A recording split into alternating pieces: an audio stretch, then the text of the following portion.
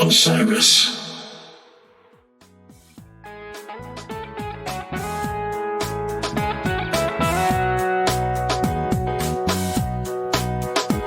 All right, what's going on, everybody? This is The Drop. This is Osiris Media. I'm RJ. I am here with two special guests, LadyCouch, Alan, Kesha. Can you guys say hi? How are you? How's it going? Nice to see you all. You all have an album called Matter of Time that's coming out in, I think, 3 days, coming out on Friday. Yep. It's really, I just got to listen to it. It's great. I can't wait to talk to you all about it. But where are you all, and what are you all up to right now? Well, we're at a Riverside Revival here in Nashville. We just we've finished a day of interviews and promo for the record, and yeah. We've been running around town like crazy people all day. We saved the best for last, and got to talk to home for dinner. So I know there's like a lot of pretty cool stuff involved with the rollout of this album. Mm-hmm. Yeah, I mean, we've got like a short film, a little short doc of us making the record, and our buddy Aaron Lindstrom came and did like a multi-camera behind the scenes shoot of all the sessions for the record, and then kind of took us all aside and interviewed us all afterwards. So we're going to be seeing a portion of that for the first time on Thursday, and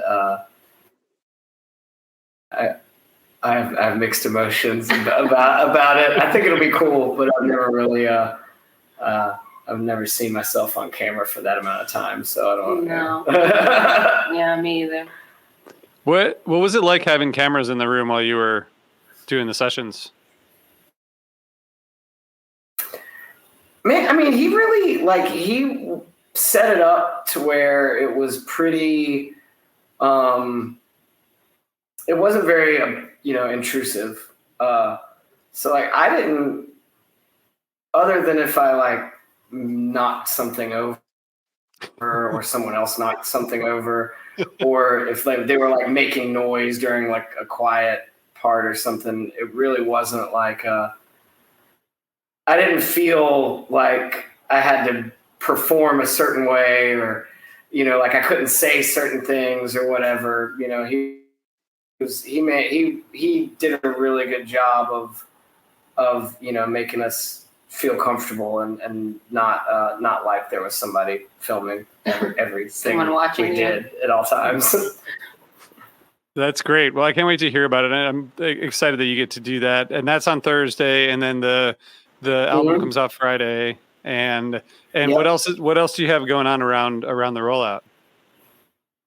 So we're playing a release show here in town at a place called the Vinyl Lounge, which is also connected to the Vinyl Lab, which is where we pressed our album.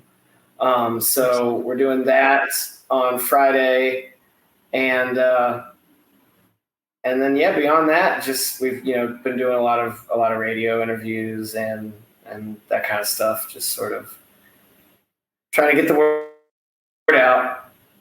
Yeah, and this is your second album, right? Yes. I have the first album here. I think the last time I saw you all in person maybe was on a rooftop in Nashville. Yeah, before Fisher's makeup shows at a set. Yeah. It's been a while, but since I saw you, but I know you've been working on this. I love listening to it. I think it's really cool. The first track, how it kind of fades into the second, Dirt to Dust, which is totally, sort of different styles, but the whole thing has a real variety of sound, and it feels like something that, that has a different kind of feel from your previous album. Will you tell us a little bit about how you approached this, putting this album together, and I don't know what your vision was, maybe? Well, we with the first record, you know, Keish and I really wrote a lot of the songs, you know, just the two of us. And we really, at that point, the band was new. And with a band that large in a town like Nashville, your members kind of rotate and everything. So she and I really did all of the initial arranging and production, like in addition to just the writing, like just the two of us. And then, you know, we'd get to rehearsals or sessions and be like, here you go, this is what we're doing. And, you know, there wasn't a lot of, we didn't ask for a lot of input from everyone else, mostly because at that point we weren't sure that that specific everyone else were going to remain the same. You know, but then this with, you know, us all having been together for the better part of the last 5 years, it was a little bit more, we really took our time with pre-production. We had an outside producer this time, Dan Davis, who produced and engineered it. And we spent a lot of time really letting everybody's sort of personalities come into the picture before we went into the studio, you know. And then it also helped that, you know, there was 3.5 years of traveling together and listening to, you know, a lot of the same stuff, you know, and on the road and really having long discussions about how we could incorporate some of those things into what we were doing, you know. And so, yeah. What did you what did you all learn from this time that maybe was different from the first record, just in terms of recording and writing? Oh wow! Well, I think this record we all kind of worked individually a little differently than before, but it's wild that we all can write something separately but have one another in mind. Mm-hmm. So that was pretty cool to watch and to learn. And I think just seeing everyone be a little more comfortable with one another this go around. You know, you think you know everything about your bandmates as you travel and, you know, the first record alone, but then, you know, you get into your second project and people feel a little bit more free to give their opinion or to share and collaborate. So, yeah, I think we learned how to work together a little more this go around. Yeah, 100%. That's cool. That's cool. And I know you had some guests on there. It sounds like there was just a lot of kind of, well, I guess part of what I was reading was just there's a lot of collaboration with other folks, including a couple of guys from Old Crow and others. But did you feel like it was the recording itself, those sessions were different from the first time around?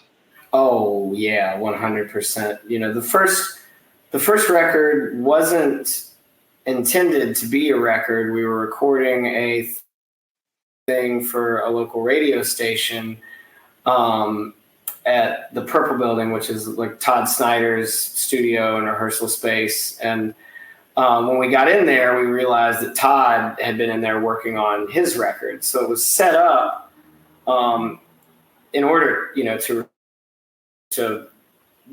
do a little bit more in-depth recording than we had been anticipating. And then when we listened back to it on the radio, we were kind of like, oh, we've definitely got basic tracks for an album, and we could start, you know, editing and overdubbing and all of that. And so that just sort of came together, you know, much more sort of by happenstance. Whereas this time around, we went into Southern Ground, which is Zach Brown's studio, and it's over on Music Row in Midtown in Nashville. And Dan's been the head engineer there for a minute, so he's real familiar with the room. And the room, you know, was just really conducive to, I mean, it's just a cool vibe. The grand piano used to belong to Liberace. The B3 used to belong to Greg Allman, you know, that kind of thing. So there's a lot of cool history and vibe in there, but also the way the studio was just laid out, it made a lot of sense for us to be able to do our thing the way we do it, but be isolated enough to really not have to use our mistakes or try and figure out how to polish them, digitally later. So it was just a whole nother experience. Also, I think we had a mix of like half of the songs were like pretty heavily road tested, and the other half were not really at all. We they were being presented during the pre-production and stuff like that. We wanted to tell kind of a story and have it have sort of like like the Alan Toussaint record, Southern Nights, like a Southern Gothic version of like Dark Side of the Moon, like that kind of concept album. And so it was less about like, the first time around, it was like, we need material. We're a brand new band. And this time around, it was more like, we need material to help tell the story that these other songs are already telling, to help move things forward, sort of. So, which is cool. It's a great way to write. And I hadn't anticipated that we would be lucky enough to be able to do that as early in our careers as we have. Nice. So.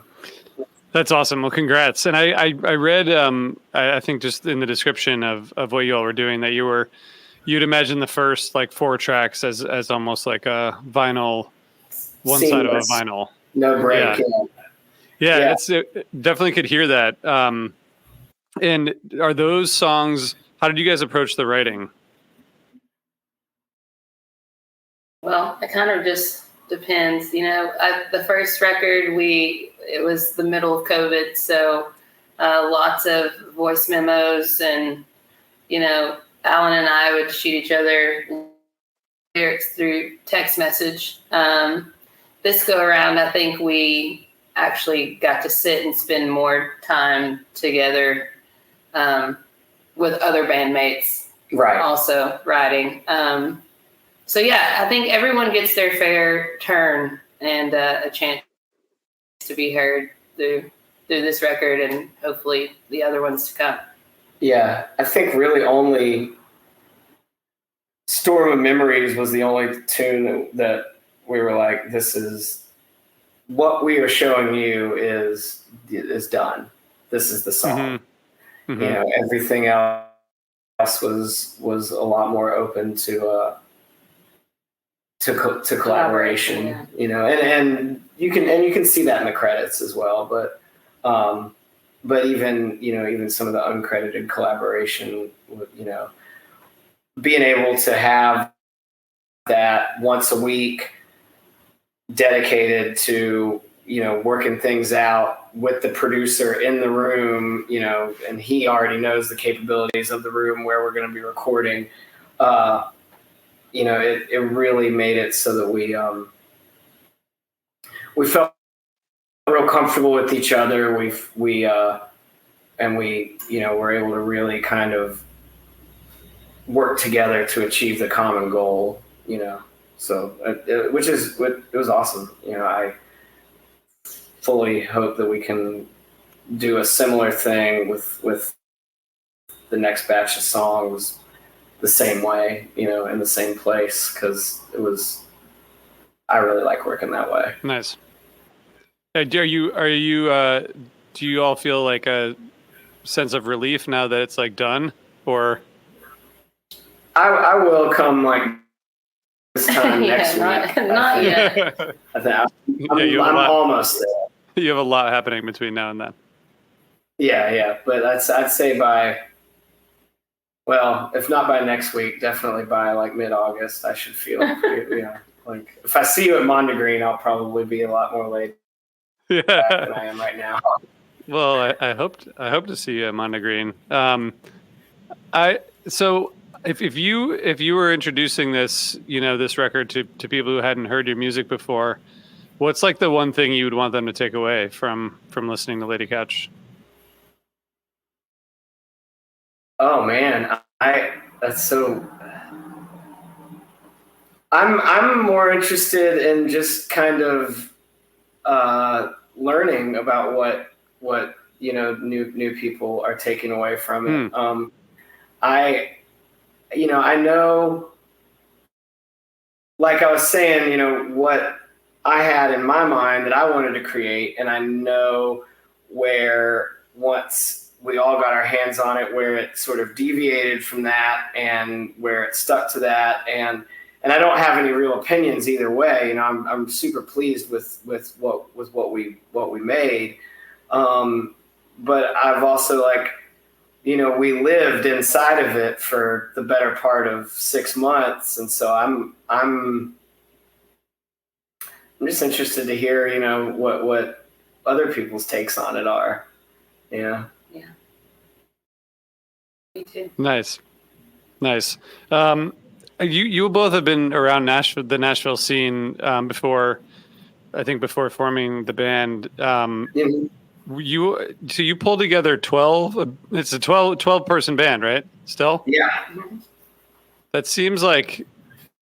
Do you really need that? Did you ever ask yourselves that? Because I feel like it must be so much easier to organize 5 or 6 or 12 people. Well, it's so much. Wanting and needing are two different things, right? Yeah. I think we came together with the initial idea that we wanted to do this as this family all-star hippie orchestra situation. Yeah. So we never once were just like, that's too many people. And then as some folks still, it's like, what's the 13th person? What's, for the show, what's a 14th person, Yeah, it was really important to us to, if we were going to kind of attempt to do that thing that's very heavily influenced by Mad Dogs and Englishmen and Delaney and Bonnie and Little Feat and Parliament, that we should have that. It should have that atmosphere, and it should have and definitely also have that instrumentation. That said, we're not harboring any delusions that we're in a place where 350 seat clubs in cities we've never been to are going to be super excited to give us the amount of money that it would require to bring 12 people to them in Iowa or wherever else. The size of the band is, for a while will always be in, sort of direct proportion to the size of the check that the promoter wants to write. But that said, there's certain elements that we can't really do without, otherwise what we're doing doesn't make as much sense. Yeah. Well, I think it comes through on the music. I mean, I think the celebratory community vibe of it is really strong, so the sound is accomplished for sure. So I think I'm excited for people to hear it and excited, like you said, to see what people are taking away from it. Cause I think it's great. I'm looking forward to listening to it more. So yeah, congrats. And so will people be able to see the kind of mini documentary once it's premiered? How are people going to be able to watch that or check that out? So we are planning to release it in the fall, sometime before the end of the year, and we're still kind of piecing together the game plan for that and how exactly whether it's gonna be something we sort of do exclusively via Patreon or the website, or something that we maybe try and get onto a streaming service. We're still kind of trying to see what the best home for it is, but like I said, we haven't seen any of it we won't see any of it until day after tomorrow. So hopefully by then we'll have a little a better idea of what we want to do with it once we've seen it. That's really exciting, though. That's going to be great. I'm psyched for you guys to be able to kind of premiere it in in your home city in front of friends and family, and that'll be awesome. Well, I hope you all have a great weekend and a great debut, rollout weekend. We'll be watching here and helping to get the word out from the Osiris perspective. But it's always nice to talk to you all. I hope to see you all at a show sometime, at a LadyCouch show or another show. Right? I'm definitely doing Mondegreen, so I'll be up there all weekend, and then I think we should be back. We should be up your way in October with LadyCouch, and so I'll make sure we keep you posted on that. Nice, awesome. Well, I hope to see you at Mondegreen, but I definitely want to check out the band soon too. My wife and I are excited to see you all again. Yeah, awesome. We'll let you know. Well, congrats, and like I said, I'll put this in the show notes, but the new album, Matter of Time, comes out on Friday. So everyone check that out. And thank you both for joining me. It was fun. Thank you, RJ. It's always great to talk to you. Talk to you soon. Bye.